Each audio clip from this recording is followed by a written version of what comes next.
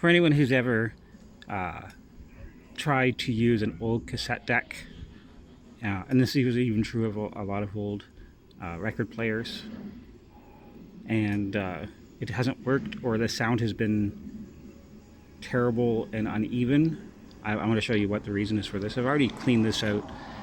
There's one belt that's still good in here, but there's a belt that goes around here for the main drive mechanism, and then there's this one as well.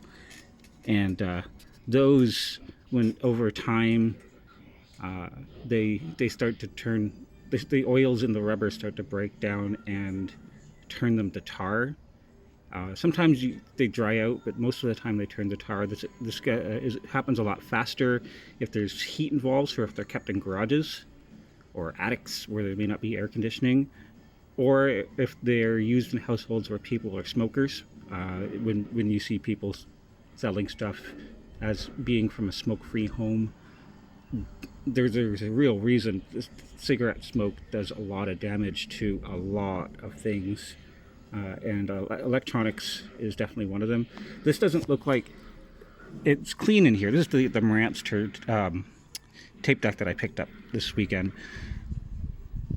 It's clean in here, so I don't think the original owner of this was a smoker, but this has definitely been stored somewhere warm. I've usually, when I buy a used tape deck at about this age, usually it at least works. The belts are just at best stretched, not melted, but I just gingerly pulled these out of my out of the tape deck, and this is the big flat belt that's the main drive. You notice when you touch it, it just melts.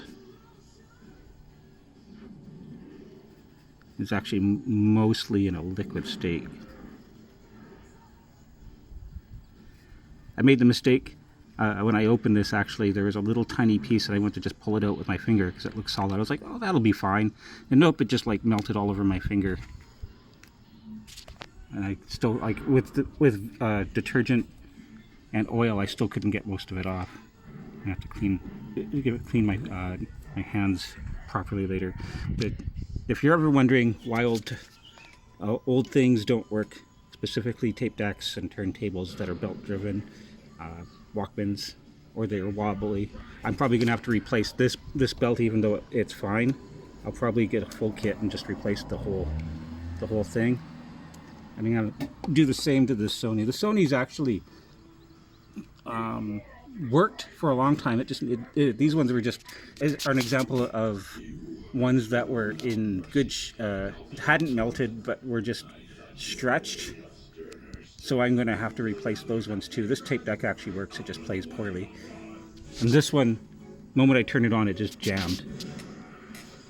I was hoping it would work, but I'm going to have to I've been opening this up. I got to figure out a way to get at these bottom screws and tape that whole deck out so I can put in replacement belts and get it working. But that's it. That goopy mess is what happens to old bands and tape decks.